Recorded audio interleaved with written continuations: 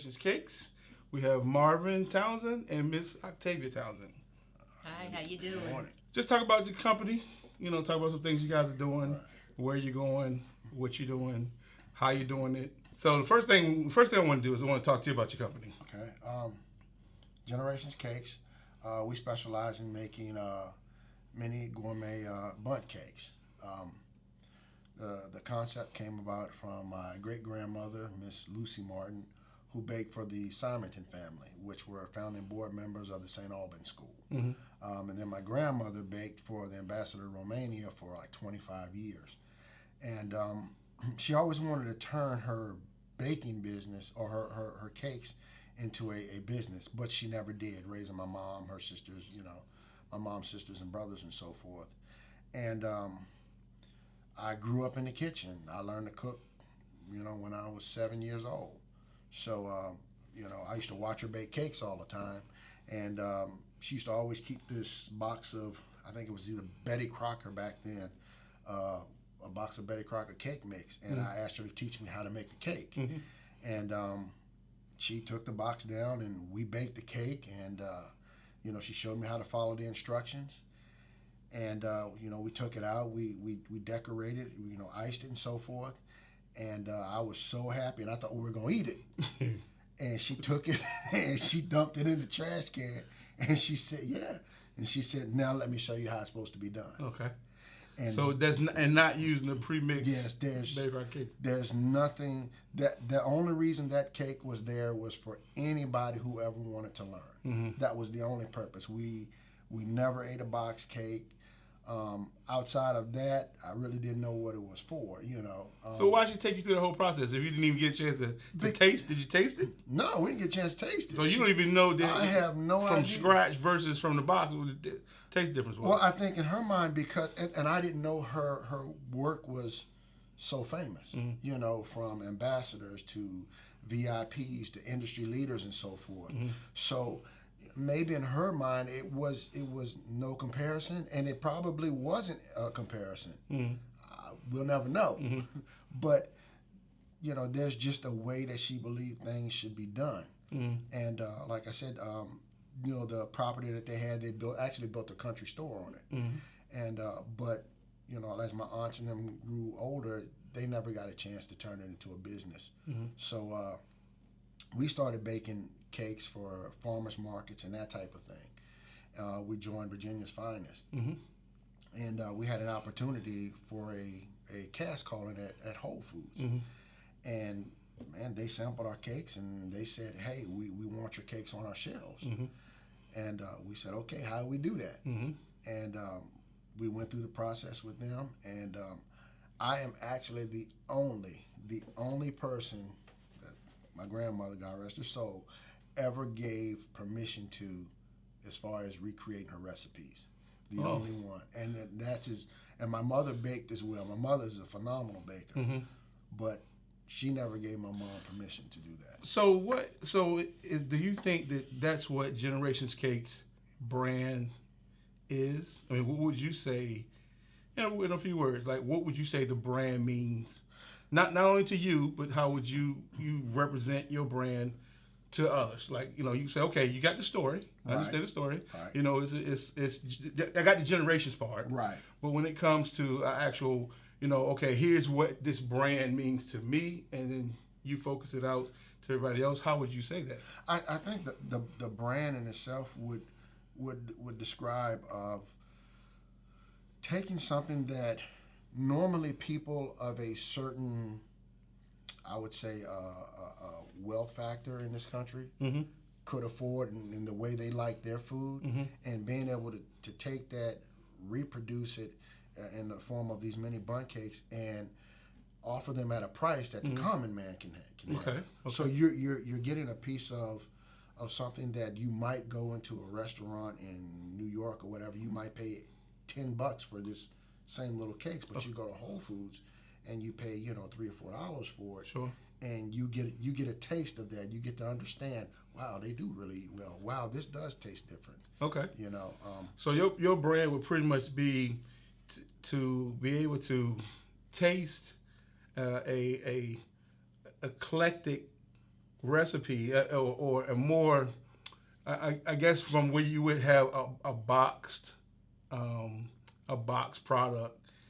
Now what you've done is you've taken a family recipe that gives a more tasteful product, Right. and say, okay, look, this is kind of this is our brand mission. Try this better tasting product versus what you'd have had in a box. Exactly. Okay. Exactly. Okay. Exactly. Okay. You're Well, I guess that would be up to the consumer too to say, hey, look, we can taste the difference. And I'm sure you get that at some of your shows. We've had a lot of that. Yeah. Which is, I've had them too, so I can know. yeah, which is a good thing. Yeah. And I just, if someone accomplished those things on that level, really we just wanted to bring it back out to the world. At least to the best of my ability. Yeah, I think there's definitely room for that when it comes to products, especially food products. Right. Because what's the old saying goes, we got to eat. So yeah. Now, future, as far as your future goals for Generations Cakes, where are you moving towards? We enjoy the retail side, such as the Whole Foods, and we're looking at other retail providers, stores, that thing. Mm-hmm. But we also want to go to a more of a direct consumption side. Mm-hmm.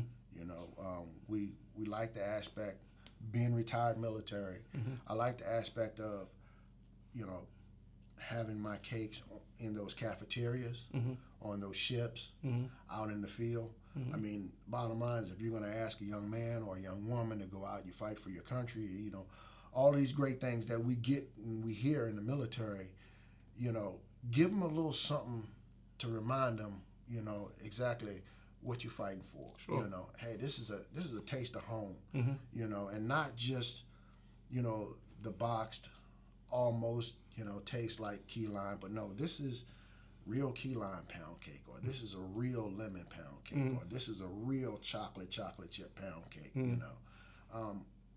You're giving them that taste, and they're like, okay, you know what? I'm okay with this. Not just a bunch of like powdered mashed potatoes or, something to that extent. So do you think that a product that's going to be small batch made?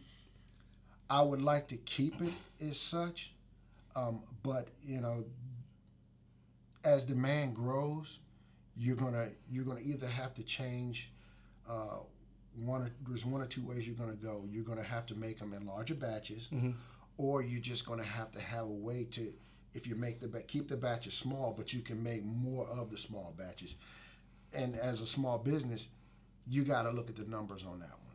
So let's just say that you had a huge distribution opportunity for products, and you had to scale up pretty quickly. And to do so, you had to use the services of a co-baker. Right. And that co-baker was using, I'm assuming that make it in the small batches now, if you scale up, there'll be some things that change. Yes. Do you think there'll be a taste difference in if you scaled it up? And if so, how would that affect your brand? Would you then change something when it comes to your brand, since you're no longer getting that brand taste that you was going for at the beginning? The good thing about dealing with the pound cakes, one, we still use the same suppliers as far as the flavors and so forth. And because of Whole Foods, they have a whole dynamic scale of what you can and what you can't use. Okay. So in terms of ingredients. Exactly. So if I had to scale up, as long as this would be one of my requirements, I would want you to use my suppliers and so forth. I don't think there would be that much of a difference. It might be because of the amount that you're making at any one given time, because it would be so large. But I don't think it would be so much that it would be unrecognizable or anything. I don't think we'd be sacrificing too much there. Okay. I asked that because these videos go out to people who are at certain stages of their business. Right. And some of them at stage where they're first starting. And of course, I teach in my program that as long as you're doing small batches, you can kind of maintain your taste profiles. Right. But as soon as you start, you go above that threshold where you can no longer just kind of go out to the local wholesale store and purchase. Now you're buying stuff in gallons and and pound bags and totes and that type of thing. Then it doesn't necessarily quantify, like you might use salt in your case. Right. Just because you're scaling up doesn't mean you use more salt. Right. So there may be a change, but a lot of the people who look at all these videos are at different stages. Is what I'm saying. So we just kind of, I like to know how you anticipate handling it once you get there. Right. I think once you accept the fact that you're going to scale up, your co-packer is going to make it at a much larger scale than you are. Mm-hmm. There are some sacrifices that are going to have to be made. You can't stay the same. You're not going to be able to do in a 800-gallon container, a mixer or what have you. You're not going to be able to control it like you can in a 10-quart mixer or a 20-quart mixer. You're not going to have that same type of control. And that's the key to it. You have to, whatever you put out there, when you scale up, you have to be willing to live with. Yes. I tell people all the time, if you want my original recipe, the day that I made it in my dorm room, come to my house on a Sunday and we can make it. Yeah. And you can have that. Exactly. But what you taste now in the commercial product is what we could get as close to. Right. That I feel comfortable with, and when I taste it, it reminds me of that. Right, and that's key right there. You as the owner of this product, and you actually grow from being the owner to the manufacturer of this product. You have to be comfortable with what you got. Sure. Okay. And once they scale up, I mean, of course, you can make little tweaks or whatever here or there. Working with them, but at the end of the day, you have to understand that it's not going to be the exact same, and are you comfortable with what you have? And if you're comfortable with what you have, now you go market it to the best of your ability. Okay, fair enough. Miss Octavia, I know you're just waiting. What role do you play in Generations Cakes? Well, I do a lot of the paperwork. Mostly admin? Admin stuff, yeah. Okay. Basically, that's what I do. That's my role in Generation Cakes. Okay. Yeah. So pretty good supporting role. Yeah, she's. I mean, you need the neck like you need the head. She is. I tell people point blank, and I'm very honest when I say this. Yes, I own Generations Cakes. She runs it. Okay. And it's okay. I mean, fair enough. I mean, I think it's cool to have from the people that I've worked with in the past. I think it's cool to have a team. Right. Yeah. Because, you have your great days that you can celebrate with each other, and you have those days where you can just be hugging it out for the whole day, saying, we're going to get through this. So I think that's good. But you brings me to the next thing on the passion side, and I want to get something from both of y'all. Because, for you to be able to continue watching him go, and for you to be able to have taken this company from as far as you've gotten now, from the beginning, what was that passion? What grew that passion from? And then you can follow up from what his side is. For me, I've always had a passion when it came to baking and cooking in general.